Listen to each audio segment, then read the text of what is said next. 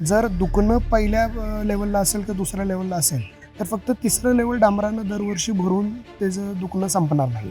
ते कुठलं तरी आतल्या बाजूला अडचण आहे, पहिली थर व्हायला पाहिजे, त्याच्यात ते पाणी मारून ती दबली पाहिजे, बसली पाहिजे, मग दुसरी लेअर, मग तिसरी लेअर. हे जर झालं तर मॅडम मी तुम्हाला आजही सांगतो, पुण्यात असो, कोल्हापुरात असो, मुंबईत असो, काय अगदी फॉरेनला दुबईला असो, असे रस्ते आहेत ज्यांना 20-40 वर्ष काही झालेलंच नाही. पण आपल्याला सकाळी ट्रॅफिक सोडायचं आहे, लोकांची सोय बघायची आहे, ट्रॅफिक जाम आपल्याकडे आहे. हे जर मेन कारण आहे की आपले रस्ते आजही रिक्वायरमेंटपेक्षा 10-10 वर्ष मागे. आजही तुम्हाला 1-2 इंचाच्यावर पाणीचा थर जीएम रोडला कधीही दिसतो. नवले ब्रिजवरती आपण ॲक्सिडेंटचे किस्से ऐकतो, वेगळे उदाहरणं रोजचे आहेत, तो फॉरेवर कॉन्ट्रोवर्सी. मॅडम, नवले ब्रिजचा प्रॉब्लेम ही ढाळ आहे. एक जनरल आपल्याकडे लोकांची मागणी झालेली आहे की कॉन्क्रीटचा रस्ता करा, परमनंटली आमचे विषय संपतील. तर तसं नाही आहे. आपण म्हणतो अरे समृद्धीला ट्रॅफिक नाही, तर सोलापूरच्या भागात रस्त्याला ट्रॅफिक नाही. त्यात किती 10-15 वर्ष पुढचा विचार करून बांधले गेलेले आहेत. यंदा महाराष्ट्रामध्ये मुसळधार पाऊस बघायला मिळाला आणि त्याच्यानंतर चर्चा रंगली की राज्यामध्ये शहर असो, गाव असो, जिकडे कुठे महापालिका असो, खड्ड्यांची. सगळीकडे खड्डे होते, लोक पडले, घसरले, अनेक गोष्टी घडल्या, लोकांचा संताप बघायला मिळाला. पण हे खड्डे का पडतात, नेमके कशामुळे पडतात, याला कारणं काय आहेत, रस्ते कसे बांधायचे, या सगळ्या मुद्द्यावर मूळ शास्त्रीय माहिती आणि खरी माहिती आपण जाणून घेणार आहोत. बांधकाम क्षेत्रामधले आणि त्यासोबतच या संपूर्ण क्षेत्रामध्ये अनेक वर्ष त्यांचं काम आहे ते ध्रुव मोहिते. नमस्कार आणि खूप खूप स्वागत. नमस्कार मॅडम. मुळात आपल्याकडं सामान्य नागरिकांना हे समजून गेलं पाहिजे की रस्ता हा बांधला कसा जातो आणि त्याच्यानंतर त्यात खड्डे पडले. मग कसं असतं मॅडम, रस्त्यामध्ये टेक्निकल बाजू थोड्या बाजूला ठेवल्या तर 5 ते 6 थर असतात. सुरुवात अगदी आपल्या नॅचरल ग्राउंडपासून होते, त्याला आपण लेवलिंग करतो, त्याच्यावरती आपण सबग्रेड ज्याच्या मातीचा एक थर लावतो. त्याला मातीला काही टेक्निकल्स असतात की कुठल्या प्रकारची माती पाहिजे, त्याची वॉटर डेन्सिटी किती पाहिजे, हे सगळं आणि चेक करावं हे लागतं. सगळं चेक करावं लागतं. ते दर स्क्वेअर फीटला आम्हाला त्याचे टेस्ट सॅम्पल्स घ्यावे लागतात. ते डिपार्टमेंट सबमिट करतं. ती क्वॉरी जी असते तिकडनं ते आपण ऑप्टेन करतो. सेम त्या प्रकारे आपल्याला वापरलं जातं. त्याच्यानंतर 2 दगडाचे थर येतात. मोठा दगड म्हणजे अगदी साध्या भाषेत मोठा दगड आणि छोटा दगड, त्याला आम्ही JSB आणि WMM म्हणतो. ते दोन्ही थर ही दगड परत सॅम्पल दिला जातो, दगडाची डेन्सिटी चेक केली जाते, त्याचं कम्पॅरेटिव्ह ॲनालिसिस केलं जातं. त्याच्यानंतर मॅडम येतात डांबराचे 2 थर, ज्याला साध्या शब्दात आम्ही म्हणतो DBM आणि BC. म्हणजे एक जाड थर डांबराचा आणि त्याच्यानंतर एक फिनिशिंग, ज्याला आपल्याकडे कार्पेट म्हणतो आपण, ओके. तो कार्पेटचा कोट येतो. हे सगळं मॅडम एका प्रकारचं मिश्रण आहे. हे जर दुखणं पहिल्या लेवलला असेल किंवा दुसऱ्या लेवलला असेल तर फक्त तिसरं लेवल डांबरानं दरवर्षी भरून त्याचं दुखणं संपणार नाहीये. ते कुठलं तरी आतल्या बाजूला अडचण आहे. तर जेव्हा हे सगळे थर आपण सांगतो की हे 6 लेयर असणार आहेत आणि यातला जर एखादा लेयर नसेल किंवा तो जर कमी अधिक असेल तर काय फरक पडतो? मॅडम, एक आपण असं म्हणू शकतो की जगाच्या प्रगतीच्या मागच्या 100 वर्षात तयार झालेली ही एक सिस्टीम आहे की एक चांगला रस्ता करायला, ते चांगली बिल्डिंग बांधायला आपल्याला पहिला बेस लागतो, त्यानंतर आपण वरती येतो, मग स्लॅब, मग कॉलम, त्याचा एक बेस ठरलेला आहे. तसंच रस्त्याच्या बाबतीत माती, त्याच्यावरती खडी, त्याच्यावरती डांबर, दर गोष्ट एक वेगळी फिल्टर करते. ओके. मातीतनं जर पाणी सीप होऊ शकतं तर ते दगडांच्या पुढे डांबरापर्यंत जाता कामा नये, हे त्या फिल्टरचं काम. वरनं येणारं पाणी बाजूला गेलं पाहिजे, हे वरच्या लेअरचं काम. असे दर लेअरची कामं आणि त्याचे पर्पजेस ठरलेले आहेत. मी जे तुम्हाला मिक्सचर सांगतो हे एक स्टँडर्ड नॅशनल हायवेपासनं महानगरपालिकेपासनं गावखेड्यात वापरलेला मेथड आहे. जिथं बजेट थोडा कमी असतो तिथं मे बी हे काम 3 लेअरमध्ये केलं जातो. पण त्याचंही डिझाईन मिक्स आणि त्याचंही सिस्टीम ठरलेली आहे. तर 3 असो, 5 असो, 6 असो, ह्याच्यापेक्षा जास्त लेअर कुठेही नसतात आणि कॉन्क्रीटला थोडे वेगळे. हे एक ट्राईड अँड टेस्टेड मॉडेल आहे आणि त्या प्रकारेच रस्ता बांधला जातो. महाराष्ट्रात मॅडम जर तुम्ही स्टेट हायवेच्या दृष्टिकोनाने विचार केला तर स्टेट हायवेला महाराष्ट्रात आज 5 ते 6 कोटी रुपये पर किलोमीटर हा खर्च असतो. त्यात मी फक्त सिव्हिल कॉस्ट पकडतोय. कधीतरी एका रस्त्यात गावं खूप असतात, मग त्यात बसस्टॉप दिले जातात, त्या जंक्शन्स असतात, ही गोष्ट ॲड होत जातात. महानगरपालिकेला अगदी मुंबई वगळता आपण विचार केला तर पुणा ही खूप मोठी महानगरपालिका आहे. पुण्यात अंदाजून 2 ते 2.5 कोटी रुपये वापरला जातो. यात एक कन्फ्युजन असा असू शकतो की दुप्पटीचा फरक का, तर दुपटीचं चांगलं मटेरियल वापरलं जातं का, तर नाही, तिकडच्या गरजा वेगळ्या आहेत. मे बी स्टेट हायवेचा रस्ता हा 8 ते 10 मीटरचा आहे, मे बी महानगरपालिकेचा रस्ता हा 5 ते 6 मीटरचा आहे. जेव्हा एक टेंडर डॉक्युमेंट निघते कॉन्ट्रॅक्टरसाठी किंवा कोणीही करणाऱ्या व्यक्तीसाठी, त्यात ह्या सगळ्या गोष्टी मेन्शन केल्या जातात. महानगरपालिकेचा रस्ता करत असताना मॅडम सगळ्यात महत्त्वाचं किंवा शहरीतलं कुठलीही अर्बन रस्ता, ड्रेनेज, त्याच्यावरती लागणारे sign board, footpath, cycling path, bus drop points, parking आणि मग वेगळे रेसिडेन्शियल आणि कमर्शियल यांना दिले जाणारे रस्ते. स्टेट हायवेच्या बाबतीत ह्या गोष्टी सगळ्या मायनस होऊन जातात. फक्त बसस्टॉप येतो, एखादी मोठा गावाचा जंक्शन येतो जिथं मार्केट बसत असेल आपला, आपण आठवडा बाजार ज्याला म्हणतो, आणि त्याच्या पुढं त्याची स्पीड लिमिट. दोन्ही रस्त्यांमध्ये मुळात फरक एकच आहे. एक रस्ता हा फास्ट ट्रॅव्हलसाठी बनवला गेला आहे आणि एक रस्ता हा रोजच्या स्टॉप अँड ट्रॅव्हलसाठी बनवला गेला.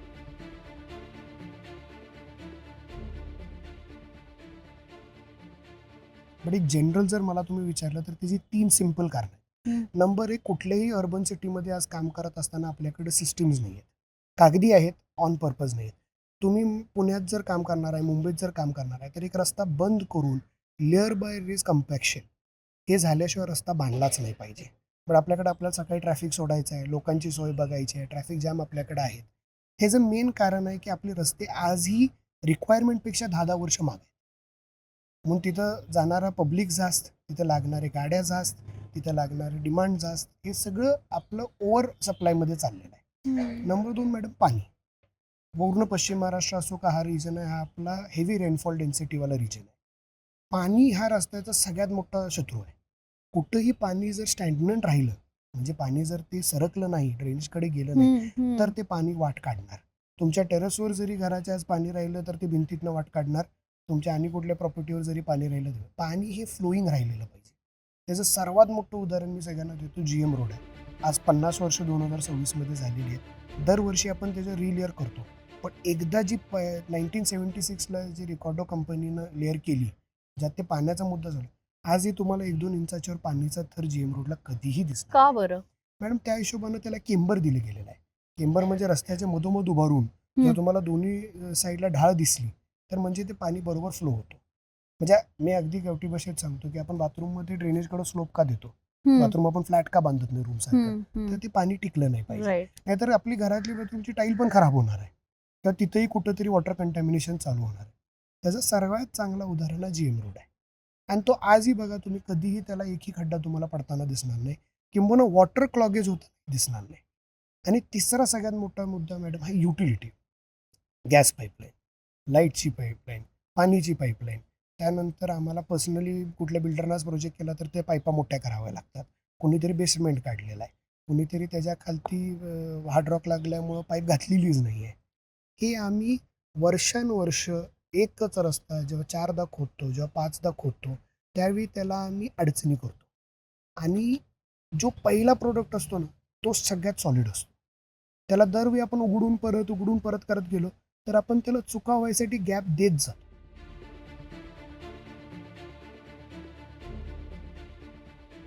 कमी होण्याचं म्हणण्यापेक्षा आपण तर रस्ताच बदलला ना. जो मुळात आपण एक्स अमाऊंट खर्च करून रस्ता बांधलेला आहे, त्याला आपण कट केलं, त्यात आणि काहीतरी केलं आणि परत त्यात फिलिंग करून तो रस्ता मॅचअप करून टाकला. आता मूळ जे काम केलं आणि तो जो एक पॅच जिथं काम केलेलं आहे, ते 2 वेगळेच रस्ते झाले. मग उद्या त्याच्यामुळे दुखणं इथं चालू होईल का तिथं चालू होईल हे आपण आज ठरवू शकत नाही. असं 5दा तुम्ही रस्ता खोदला तर 5 त्याचे ब्रेक पॉईंट्स आपण आजच ठरवून दिलेले आहेत. मग मी म्हणलं तसं, एकतर पाणी घुसणार पहिल्या दिवशी, नाहीतर आता बरंचदा पाईपलाईन केल्यानंतर लेअर वाईज जर एक रस्ता असेल तर भरताना लेअर वाईज नाही भरला जात, तो डायरेक्ट डांबर खडीनं भरला जातो. मग तो पॅच जे आपल्याला आज वेगळे पॅचेस दिसतात सगळीकडे, तो पॅच नेहमी उद्या जाऊन त्रास देणारच आहे, कारण तो मूळ रस्त्याचा भागच नाही आहे. खड्डाही मॅडम, जी तुम्ही मला पहिला प्रश्न विचारला, खड्डा हा समजा आपल्या डोक्यात खड्डा म्हणल्यावर एक राऊंड स्ट्रक्चर येतो ज्याला एक बल्ज आलेला आहे खालच्या बाजूला. तो मॅडम पूर्ण स्क्वेअर एक त्याचे बॉर्डर सोडून ॲटलिस्ट 1-1.5 फूट अख्खा खड्डा काढला पाहिजे. ते का पडला हे जर आपल्याला जसं खोदणार आपण त्याची डेन्सिटी कळती आणि खालनं परत तो लेअर वाईज बांधत आणला पाहिजे. त्याला वरनं मातीनं भरलं की तो रस्ता चिखलमय झाला आणि त्याला डांबरानं भरला, तो डांबर परत. मॅडम डांबर काय आहे? डांबर म्हणजे ग्लू. डांबराला खडीमध्ये आणि बाकीच्या गोष्टींमध्ये मिक्स करून एक मिश्रण तयार केलं जातं, ज्याला आपण एक लेप सारखं वापरतो. It is a combination factor, म्हणजे ते सगळ्याला जोडवून ठेवतं. तेच आणि खडी फक्त जर टाकली तर ते परत गाड्या जाऊन हळूहळू वरती निघून जाणार उद्या. तर दॅट इज नॉट, म्हणजे ती मूळ पद्धतच नाही. ते परत लेअर वाईजच बांधता आणलं पाहिजे. आणि हे आपल्याकडं नॉर्म्समध्ये सगळीकडे लिहिलेलं आहे, बट कुठंतरी प्रॅक्टिकली होताना दिसत नाही. आणि ह्या मेजर कारणांमुळे आपलं परमनंट सोल्युशन रस्त्याला येत नाही. आता मी अजून एक माझा समज आहे, तो खरा खोटा काय तुम्ही मला फक्त सांगा. डांबरापेक्षा कॉन्क्रीटचे रोड हे जास्त टिकतात. जर प्रॉपर्टी वाईज आपण कम्पेअर केलं तर हो, कॉन्क्रीटची लाईफ ही डांबरापेक्षा जास्त आहे. बट शहरी रस्त्यांमध्ये कॉन्क्रीटला लिमिटेशन येतात, परत हे युटिलिटी कारणांमुळे. आणि डांबरचे रस्ते वाईटच असं नाही असू शकत. मी स्वतः मॅडम कोल्हापुरात एक कॉन्ट्रॅक्ट केलेला आहे, 4 वर्ष झालेले आहे, 10 वर्ष मेंटेनन्स माझ्याकडे आहे. 35 किलोमीटरच्या रस्त्याला, डांबरी रस्त्याला 5,500 mm पाऊस असतो गारगोटीत. मी जागाही सांगतो, गारगोटी ते पाटगाव माझा रस्ता आहे, त्याला एकही खड्डा पडलेला नाही. त्याचं कारण असं आहे की ते 5,500 mm पावसाच्या हिशोबाने डिझाईन केला गेलेला रस्ता आहे. शहरातले रस्ते आपण त्या हिशोबाने डिझाईन करतो का? बरं, आज तुम्ही नवले ब्रिजचं उदाहरण घ्या. नवले ब्रिजवरती आपण ॲक्सिडेंटचे किस्से ऐकतो, वेगळे उदाहरणं रोजचे आहेत, आणि तो फॉर एव्हर कॉन्ट्रोवर्सी आहे. मॅडम, नवले ब्रिजचा प्रॉब्लेम ही ढाळ आहे. डोळ्याला आपल्याला वाटतं अरे ब्रेक मारणं सोपं आहे, पण जेव्हा 25 टनचा ट्रक त्या रस्त्यावर ब्रेक मारतो तेव्हा त्याचं स्टॉपेजचा डिस्टन्स, बेसिक फिजिक्स आहे मॅडम. इथं ब्रेक मारल्यावर तिकडे जाऊन गाडी थांबणार, स्लोपला ती अजून थोडी पुढे जाऊन थांबणार. त्याचा फ्रिक्शन, त्या रस्त्याची कपॅसिटी, हे कॉन्क्रीट आणि डांबराला वेगळी असते. त्या कारणानं आपण असं नाही म्हणू शकत की कॉन्क्रीट चांगलं का डांबर चांगलं. एक जनरल आपल्याकडे लोकांची मागणी झालेली आहे की कॉन्क्रीटचा रस्ता करा, परमनंटली आमचे विषय संपतील. तर तसं नाही आहे. पाण्याची अडचण झाली तर कॉन्क्रीटलाही क्रॅक पडतात, कॉन्क्रीटलाही सिपेज होऊ शकतं. खालची जमीनच जर ढसली तर कॉन्क्रीटलाही आपण, म्हणजे आम्ही मराठीत खटकं म्हणतो, ते खटकं पडलेलं आपण बघितलेलं आहे. मग कुठेतरी तुमची गाडी फ्लायओव्हरला जम्प होती, ते कॉन्क्रीट सेटलमेंटच आहे. तो स्ट्रक्चरच्या बाजूला न केलेलं फिलिंग आहे.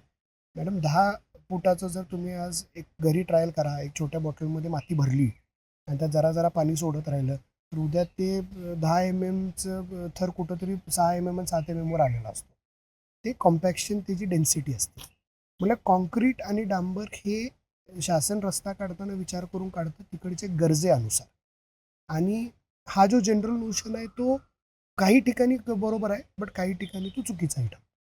मग परत तो जो मुद्दा तुम्ही म्हणालात की नवले ब्रिजवरती आपण परत येऊया, कारण पुणेकरांसाठी फार महत्वाचा मुद्दा आहे की नवले ब्रिजवरती ज्या पद्धतीने गोष्टी होतात, मग असे रस्ते बांधताना त्याच्यावरनं नंबर ऑफ व्हेकल्स किती पास होतात वगैरे, हा पण सगळा विचार करावा लागतो का? पूर्ण मॅडम, म्हणजे मी कधीही म्हणणार नाही शासन चुकीचं असतं. शासन बऱ्याच गोष्टींचा विचार करतं.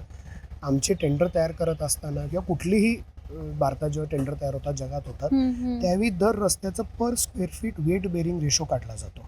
हे काय असतं? हे मॅडम कसं असतं, दिवसभरात त्याच्यावर किती गाड्या जाणार आहेत आणि अंदाजन त्या गाड्यांचं वजन किती असणार आहे. आता मुंबई पुणे किंवा मुंबई कोल्हापूर बँगलोर हा देशातला सगळ्यात बिझी रस्ता आहे. सगळ्यात जास्त ट्रॅफिक त्या रस्त्यावर आहे. त्या मनानं तो रस्ता 8 लेन पाहिजे, तो आज आपला कुठेतरी 6 लेनवर पोहोचलेला आहे. म्हणजे 8 लेनवरनं जाणाऱ्या गाड्या 6 लेनमधनं जातात. तर पर स्क्वेअर फीट क्रॉसिंग त्याचं वाढलेलं आहे. परत काय होतं मॅडम, ते वजन पडून रस्त्याचं वेअर अँड टेअर आहे. शेवटी जसं आपल्या घरातलं फर्निचरचं वेअर अँड टेअर आहे, तसं त्या रस्त्याचं एक वेअर अँड टेअर असतो. त्याची झीज असते, ती झीज त्या पट्टीनं वाढत जाते. जेव्हा रस्ता मोठा होतो किंवा रस्ता वेगळा होतो तेव्हा त्याची झीज स्प्रेड आउट होते. म्हणून नवीन रस्ते हे 4 लेन पाहिजे. आज समृद्धी महामार्गाचं जर तुम्ही, चांगलं एक उदाहरण मी देतो नवलेच्या कंपॅरिझनला, जर बघितला तर आपण म्हणतो अरे समृद्धीला ट्रॅफिक नाही, तर सोलापूरच्या भागात रस्त्याला ट्रॅफिक नाही, की ती 10-15 वर्ष पुढचा विचार करून बांधली गेली. तेवढं त्यांची कपॅसिटी आता ऑलरेडी तयार आहे. नवले ब्रिजच्या बाबतीत पुण्याची ग्रोथच मॅडम एवढी झाली, आणि हे पुण्याच्या दर सेगमेंटमध्ये तुम्हाला दिसणार. फक्त रस्ता असं नाही, आपण दर युटिलिटीसाठी बांधतो, रिसोर्सेससाठी बांधण्याला लागणार आहे. त्याचं कारण हे आहे की ते डिझाईन करताना एवढी ग्रोथ होईल आणि शहर इथपर्यंत येईल याचा विचार नाही केला गेला. नवले ब्रिज नंतर जी पुण्याचा तुमचा एंट्री पॉईंट आहे तो सर्व्हिस रोड आहे मॅडम. त्या सर्व्हिस रोडवरती कधीतरी 5-10 गाड्या जायला पाहिजे, या हिशोबानं त्याचं डिझाईन केला गेलेला. आणि आज तो आपला ऍक्च्युअल हायवे झालेला आहे, म्हणून तो कधीच टिकणार नाही. पण त्याच्यावर 50,000 गाड्या जातात. एक्झॅक्टली. म्हणजे 5,000चं डिझाईन केलं आणि आपण 50,000 गाड्या सोडतो, हा मुळात प्रॉब्लेम आहे. आणि एक गोष्ट झाल्यावर आता तो ब्रिज आहे तो आणि आत्ताच्या ट्रॅफिक कंडिशनला आणि पुण्याच्या रिक्वायरमेंटला तो लगेच सॉल्व्ह करता येईल असं नाही. म्हणजे जरा आपण पुढे चौकात गेलो तर आपण NDAच्या चौकाचं उदाहरण घेऊ. आत्ता ते सुटसुटीत झालं, मध्ये 3 वर्ष आपल्याला त्रास झाला, नागरिकांना त्रास झाला, तर आता तुम्हाला एंट्री एक्झिट 4 वेगळे पॉईंट्स मिळून गेलेले. तिथं आता जॅम होणार ते फक्त ट्रॅफिकचा होणार, बट रस्त्याला कधीही त्या काय होऊ शकत. आणि ऑलरेडी आपण मागच्या 2 वर्षात बघितलं, इथे पावसाळे झाले, कुठं झाले, पण त्याला दोन्हीकडे स्लोप आहेत, त्याला दोन्हीकडनं ब्रिज यायला लागलेत, तर ती अडचण कधीही त्याला येऊ शकत नाही. डिझाईन करताना हे पुढच्या विचारानं झालं पाहिजे आणि कुठंतरी तो मागं कधीतरी लूपहोल कुणाकडनं तरी चूक झालेली आहे त्याचा आपण आज ती अडचण भोगतोय. परत एकदा म्हणजे मेंटेनन्सचा विषय निघाला म्हणून रस्ते चांगले राहतात वर्षानुवर्ष, पण मग त्याचा मेंटेनन्स करणं गरजेचं आहे का दरवर्षी? मॅडम, नॅशनल हायवेच्या संदर्भात जर आपण उदाहरण घेतलं किंवा स्टेट हायवेला, तर आता बरेच असे फॉरेन फंडिंगची कामं आहेत. म्हणजे एशियन डेव्हलपमेंट बँकचा काही फंड असतो, वर्ल्ड बँकेचा फंड असतो, बाकी इन्स्टिट्यूशनचे काही फंड असतात. माझ्या दोन्ही टेंडर्सला अगदी मी ओपनली सांगतो, रस्त्याचं मेंटेनन्सच 10 वर्ष माझ्याकडे आहे. तर माझी इच्छा असली तरी खराब काम होऊ शकत नाही आणि झालं तरी त्याची पूर्ण जबाबदारी म्हणजे अगदी गटरी उजळण्यापासून झाड पडला तरी ते झाड उचलून बाजूला करणे ही जबाबदारी कॉन्ट्रॅक्टर म्हणून आमची आहे आणि ती 10 वर्षासाठी आहे. मग 10 वर्ष मॅडम तो रस्ता पेड फॉर झालेला आहे आणि त्यासाठी गव्हर्नमेंटला वेगळं काही कष्ट करायचं नाही. फक्त त्या हिशोबानं आम्हाला आमचे पैसे पोच करायचे आहेत आणि आम्ही काम त्या हिशोबानं करू शकतो. तर सिमिलरली थोडंसं टाईम बाउंड आणि क्वालिटी बाउंड कामं आपण केली पाहिजेत. ओके. आपण काही अटी शर्ती घातल्याशिवाय करणारा माणूस आणि त्याला चेक करणारा माणूस हा बदलणारच नाही. तर थोडंसं त्याचा विचार करून जर आपण आपली टेंडर नाही, पण मेंटेनन्स जो आहे म्हणजे एखादी यंत्रणा जी आहे, फॉर एक्झाम्पल आपण जेम रोडचं घेतलं ठीक आहे की 50 वर्ष झालेली आहेत, पण म्हणजे बांधल्यानंतर तर त्याच्यावरती लेअरिंग करावे लागलेच असतील ना. तो हा मेंटेनन्स आपल्याला म्हणजे प्रशासन म्हणून दरवर्षी करावा लागतो का, कसं? मॅडम, खूप अवघड नाहीये. जेव्हा मी परत म्हणतो की बेस चांगला एकदा झाला, पहिलाच प्रोजेक्ट सुरुवात चांगली झाली की त्याच्यानंतर फक्त ती रिपीट करत राहायला लागतं. ओके. म्हणजे कसं असतं, वरची थर आहे असं तुम्ही विचार करा की ते जी झीज होणार आहे तर ती लेअर आपल्याला परत परत करायची आहे. जसं ट्रॅफिक वाढत जाईल, that is more than enough. आपण जेएम रोडला 50 वर्षात मला नाही वाटत मॅडम परत रस्ता खोदून तो केलेला आहे. आपण फक्त त्याच्यावर थर चढवलेले आहेत. बऱ्याचदा हाईट वाढायला नको म्हणून तो थर काढून त्याला रिलेअरिंग केलेला आहे. त्याचीही भयंकर टेक्नॉलॉजीज आणि ऑप्शन्स आज मार्केटमध्ये अवेलेबल आहेत. तेवढं जरी केलं तरी तो रस्ता म्हणा किंवा तो एक प्रोजेक्ट म्हणा तो सेल्फ सफिशियंट राहतो. म्हणजे असा विचार करा की परत मी घराचं उदाहरण देतो. आपण पहिल्यांदा घर पेंट करतो, त्यानंतर आपण परत कॉन्क्रीट करायला किंवा त्याचं काय म्हणतो सिव्हिलचं काम करत नाही. आपण दरवर्षी पेंट आणि फर्निचर हे सोडून मला नाही वाटत घरात आपण कुठलंही काम करतो आणि हे घर 40-40 वर्ष आपण टिकवतो. सेम हिशोब मॅडम सिव्हिलच आहे, तिथं पण कॉन्क्रीट आहे, इथं पण कॉन्क्रीट डांबर आहे. तोच लॉजिक रस्त्यांबाबतीत वापरलेला पाहिजे. डांबराचा विषय निघाला आणि सध्या महाराष्ट्रामध्ये म्हणजे नाशिकमध्ये कुंभमेळ्यासारखं काम सुरू आहे. खूप चर्चा आहे की डांबर कमी पडतंय आणि ज्या काही जागतिक घडामोडी घडत आहेत त्याचा खरंच इम्पॅक्ट होतोय का, म्हणजे तो तुमच्या कामामध्ये जाणवतोय का, नंबर 1, आणि काय त्याच्या मागची कारण आहेत? त्यात मॅडम मी थोडंसं टेक्निकली सांगतो. मला असं वाटतं की मुख्यमंत्री साहेबांनी पण एक स्टेटमेंट दिला की आम्ही नाशिक कुंभमेळ्यासाठी लागणारं 1.25 ते 1.5 लाख टनचा डांबर रिझर्व्ह करण्यासाठी सेंट्रल एजन्सीजला सांगितलं आहे. मी अगदी ब्रीफमध्ये मॅडम सांगतो की भारतात IOCL, HPCL, BPCL हे गव्हर्नमेंटचे 3 कंपनीज आहेत जे आपल्याला पेट्रोल डिझेल म्हणजे BP म्हणजे भारत पेट्रोलियम, HP म्हणजे हिंदुस्थान पेट्रोलियम आणि इंडियन ऑइल हे कंपनीजच जेव्हा क्रूड ऑइल प्रोसेस करतात त्या क्रूड ऑइलचा एक भाग हे डांबर आहे किंवा बिटुमिन आहे. ते कसं एक्स्ट्रॅक्ट केलं जातं ते थोडंसं टेक्निकल टर्म आहे. आपण एक देश म्हणून जे काही बिटुमिन काढतो ते आपल्या इयरली रिक्वायरमेंट मागच्या 3 वर्षाचा जर आपण अंदाज घेतला तर त्याचे 70% आपण स्वतः सप्लाय करतो, स्वतः प्रोड्यूस करतो. राहिलेलं 25-30% आपण इम्पोर्ट करतो. आता काही लोक म्हणतील 25% खूप मोठं इम्पोर्ट आहे, बट रेट वाईज जर विचार केला तर तो तेवढा मोठा नाही आहे. तो एक स्ट्रक्चरल इम्पोर्ट प्रोग्राम आहे. जसं आपल्याकडे क्रूड ऑइल बाहेरनं येताना आपण प्रोसेस करतो तसं डांबरही येत राहतं आणि त्याला कधीही अडचण येत नाही. जे आपलं वेस्ट एशियाचा वॉर सिच्युएशन आता सुरुवात आहे त्याच्यामुळं क्रूड ऑइल इम्पोर्ट तर इम्पॅक्ट झालाच, त्याच्यामुळे पेट्रोल डिझेलची रेट वाढली आणि डायरेक्ट येणाऱ्या डांबरावरती पण थोडा फरक पडला. जनरली तो इम्पोर्ट 20% कमी झाला. म्हणजे आपण असं विचार करू की 30% मध्ये 20% कमी झाला. तो अगदी नेग्लिजिबल होऊन जातो. त्याच्यानंतरचं जर मला तुम्ही विचारला की महाराष्ट्र स्पेसिफिक, तर महाराष्ट्रात मॅडम अंदाजन 5.5-6 लाख टन कन्झम्पशन आहे डांबराचं इयरली. कुंभमेळ्याला मला जेवढी माहिती आहे त्याप्रमाणे बरेच कॉन्क्रीटचेच रस्ते पकडले गेलेले आहेत जे आपण सफिशियंटली प्रोड्यूस करतो. त्या 6 लाख टनमध्ये 1.25 लाख टन आपल्याला एक्स्ट्रा लागणार आहे. मुख्यमंत्री महोदयांचं जो स्टेटमेंट आहे मला असं वाटतं की तो ह्या इंटेन्शननं केला गेलाय की कॉन्ट्रॅक्टर्सनी पण पॅनिक व्हायची गरज नाही आणि लोकांनी पण पॅनिक व्हायची गरज नाही. जसा पावसाळा संपणार कुंभमेळ्याच्या आत राहिलेल्या 6 महिन्यांमध्ये सगळी कामं पूर्ण होतील. आणि जेव्हा एवढं मोठं प्रोजेक्ट एक स्टेट करतो की स्टेटचं डिमांडच वाढणार आहे 10-15%, तर त्याचं थोडंसं रिझर्व्ह स्टॉक ठेवायला मागणी करणं यात काहीच गैर नाही आहे. हम्म. फक्त प्रश्न एवढाच राहतो जो माझ्यासाठी थोडा क्रिटिकल आहे, की ते रिझर्व्ह स्टॉक तुम्ही एका पर्टिक्युलर प्राईसला ठेवणार का ते प्राईस बदलत जाणार. ओके, त्याच्या प्राइस बदलत राहतात. हो मॅडम, डांबर पेट्रोल डिझेल सारखंच एक मार्केट बेस्ड प्रोडक्ट आहे. तर जसं वर्ल्ड फ्लक्च्युएशन होतं तसं डांबराचे रेट फ्लक्च्युएट होतात. महाराष्ट्रात आपण पावसाळा वगळता नोव्हेंबर ते मार्चच डांबर काम, एप्रिल काम चालतं. तर आमचे डांबराचे रेट आता ऑलमोस्ट 1.5 पटांनी वाढलेले असतात आणि ते परत पावसाळ्यात कमी होतात. तो मार्केट ड्रिव्हन फोर्सेस आहेत जे ज्यांना तो रेट ठरतो. तर तो थोडीशी टेक्निकल साईड माझ्यासाठी क्रिटिकल आहे, का की नाशिक कुंभमेळ्यासाठी केलेले लोकांनी टेंडर्स आणि त्याचे जे रेट आहेत त्याचा जर इफेक्ट व्हावा लागला तर कुठलाही कॉन्ट्रॅक्टर पदरातनं पैसे घालून काम करू शकत नाही आणि आपण टाइम बाउंड काम करतोय. कुंभच्या आधी त्याची सुरुवात झाली पाहिजे. त्यामुळे तो थोडासा विषय क्रिटिकल राहील आणि ते मग महाराष्ट्र गव्हर्नमेंट जर पैसे देऊनच रिझर्व्ह ठेवणार असेल तर मग त्याचा रेट पण फ्रीज होऊन जाईल. बिटुमिन इम्पोर्ट हा खूप मोठा मुद्दा नाही आहे. बाहेरचं डांबर आपल्यापेक्षा चांगलं का, तर असं नाही होत. ओके. जे आहे ते क्वालिटी बऱ्यापैकी सेम राहते. बऱ्याचदा इनफॅक्ट इंटरनॅशनल प्रोडक्ट हा नॅशनलपेक्षा स्वस्त असतो कारण की आपल्या टॅक्सेशन पॉलिसीजमुळे. बट आता त्या वॉरमुळे तोही बऱ्यापैकी मॅच होऊन थोडा इंटरनॅशनल 10% महागच झालेला आहे. तर त्याच्या इम्पोर्टनं किंवा त्याच्या वापरानं फरक पडतो का, म्हणजे काही लोकांचा गैरसमज असतो बाहेरचं डांबर चांगलं आणि आपलं खराब. तर असं काही नसतं. कामाचे एक्झिक्युशन ज्याला आपण खूप कमी व्हॅल्यू देतो, मी परत म्हणतो लेअर वाईज काम, कॉम्पॅक्शन व्यवस्थित, एकदा पकडलेलं काम शेवटपर्यंत नेणे, अर्धवट काम न करणे, अर्धवट त्यावरनं ट्रॅफिक न सोडणे. हे फार महत्वाचं जर मुद्दा थर आहे. झालेलेच नाही तर त्यावरनं आपण ट्रॅफिक सोडलं तर ते सगळं डिस्टर्ब झालं. म्हणजे तुम्ही असा विचार करा की तुम्ही एक बकेट घेऊन बसला आणि त्याला खालती 2 होल केलेत आणि तुम्ही किती भरत राहिला तर ते भरणार, 2 दिवसांनी परत ते पाणी कमी होणार. ते कुठंही आपल्याला त्याच्यात कॉम्प्रोमाइज करून चालत नाही. हे केलं तर डांबर, कॉन्क्रीट, सप्लाय, क्वालिटीवरची चर्चा करायची पण गरज नाही. मॅडम, सगळ्यात मोठं दुबई आणि सिंगापूरचं उदाहरण आपण घेऊ.